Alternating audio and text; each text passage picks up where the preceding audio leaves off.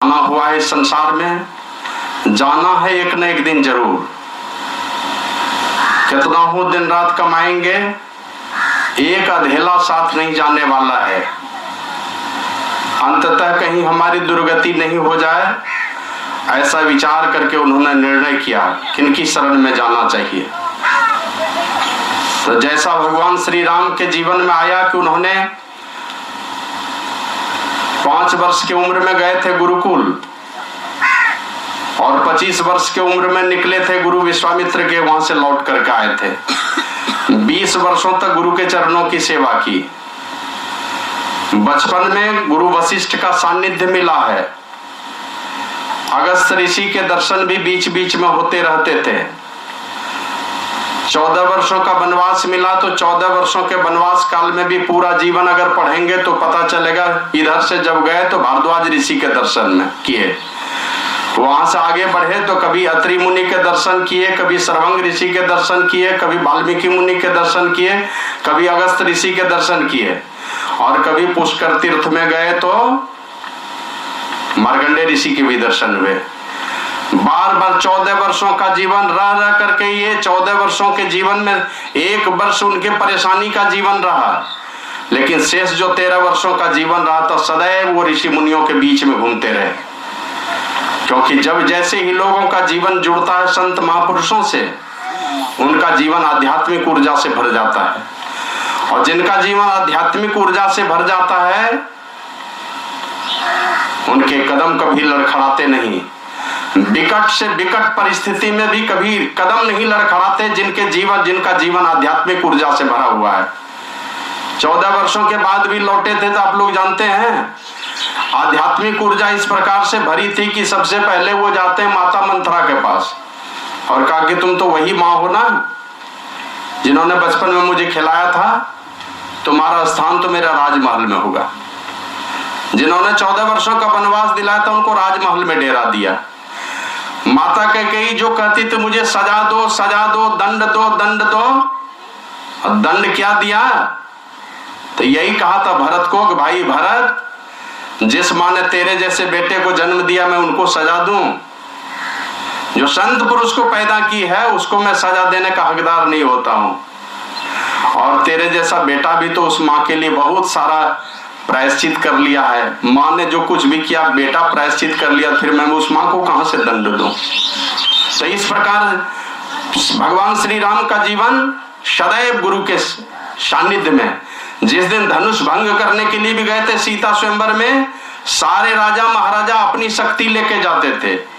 अपनी अपनी शक्ति से धनुष भंग करना चाहे नहीं सके, सब राजा मिल करके एक साथ किए कि सब अपनी अपनी ताकत लगा, सब मिल के तोड़ेंगे, सार्वजनिक बहू हो जाएगी सीता, उस पर भी नहीं सका। लेकिन भगवान श्री राम गए तो पहले गुरु जी को नमन किया, फिर जाके धनुष को छुआ, तो आप लोग जानते हैं धनुष भंग हुआ है। सब अपने बल से तोड़ना चाहते थे और भगवान श्री राम गए तो अपने बल के साथ ही साथ अपने गुरु का भी बल लेकर के गए थे, इसलिए धनुष भंग हुआ था। तो जिस प्रकार राम का जीवन रहा, भगवान कृष्ण का जो जीवन रहा वो भी आप लोग जानते हैं। 5 वर्ष 5 महीना 5 दिन के थे। उस दिन गए थे संदीपन मुनि के आश्रम में जो उज्जैन में है, वहां गए 25 वर्षों तक वहां रह करके गुरु के चरण कमल की सेवा की और दुनिया वालों को दिखा दिया कि गुरु की कृपा अगर हो तो दुनिया में मनुष्य क्या क्या कर सकता है, यह दुनिया वालों को दिखाया। तो इसी प्रकार के सोच पूज्यपाद स्वामी श्री अनुपानंद जी महाराज के जीवन में, जो शुरुआती जवानी में, पहले तो लोगों को जवानी मिलती नहीं, जवानी में भी सजा हुआ जीवन मिल जाए, मन में भावना उठे कि हमारा जीवन ऐसे महापुरुष के पास जाए जिनका खुद का जीवन सजा हुआ है, जो खुद ही संसार के कल्याण के लिए जीता है। जीना मरना जो कुछ भी है जिन संत महापुरुषों का, वो संसार के लिए ही है। ऐसे महापुरुषों के चरण शरण में गए, गुरु महाराज के चरण शरण में जगह खोजा कुप्पा घाट, और वहां से बाद में धीरे धीरे मन में जब गुरु का रंग चढ़ा तो वो महापुरुष घूमते घूमते कभी राजमहल आए और बाबा साहिब स्वामी जी महाराज का सानिध्य मिला। तो आप लोग जानते हैं जिस तरह बेटा बाप से लड़ जाता है ना, उसी प्रकार बेटा लड़ता है बाप से संसार की धन दौलत हड़पने के लिए, ये शाही स्वामी जी महाराज से लड़ जाते थे कि जहां मन तहां, मतलब जहां कोई नहीं पूछने वाला है साधु महात्मा को, जहां कोई नहीं जानता है साधु महात्मा का नाम, वैसे वैसे जगह में ले जा करके स्वामी श्री अनुपानंद जी महाराज ने सत्संग कराने का काम किया है। और अभी तो क्या बताऊं, अमीर नगर से जो कुछ भक्त लोगों के फोन आए, उनके शरीर छोड़ने पर बिलख बिलख के रोते थे। शायद घर में कोई मर जाएगा तो उतना नहीं रोएगा जितना वो लोग रो रहा था। तो मैं ऐसे महापुरुष स्वामी श्री अनुपानंद जी महाराज, जिनको मैं सदैव अपना बड़ा भाई मानता था, और सौभाग्य मेरा भी था जिस समय साधु समाज के ये अध्यक्ष बनाए गए थे अखिल भारतीय साधु महासंघ के, उस समय मैं महामंत्री बनाया गया था। हम दोनों एक साथ, और बड़ी ही नेक दिल इंसान थे, सदैव साधु महात्माओं के लिए जीना। व्यक्तिगत जीवन तो सब महात्मा जीते हैं, लेकिन उनका जो जीवन रहा सदैव संस्था के हित में, साधु महात्मा की भलाई कैसे होगी, कैसे ये अच्छे से जी पाएंगे, उनका दूर दूर तक इनकी दृष्टि रहती थी।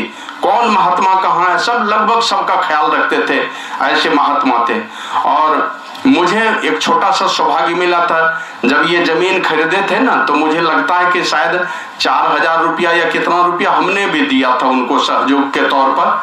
और आप लोगों को याद होगा जब यहाँ पर झारखंड प्रांतीय अधिवेशन शायद 2002 ईस्वी में हुआ था, झारखंड प्रांतीय अधिवेशन, उसमें हमने 35 कुंटल चावल दिया थे महाराज जी को, स्वामी अनुपानंद जी महाराज के कहने पर। इनकी जन्मभूमि में जब सत्संग हुआ था कोरचक्का में, नौगछिया के पास, वहां हुआ था नौगछिया अनुमंडलीय सत्संग, वहां भी हमने 20 कुंटल चावल उनको दिया था। बोले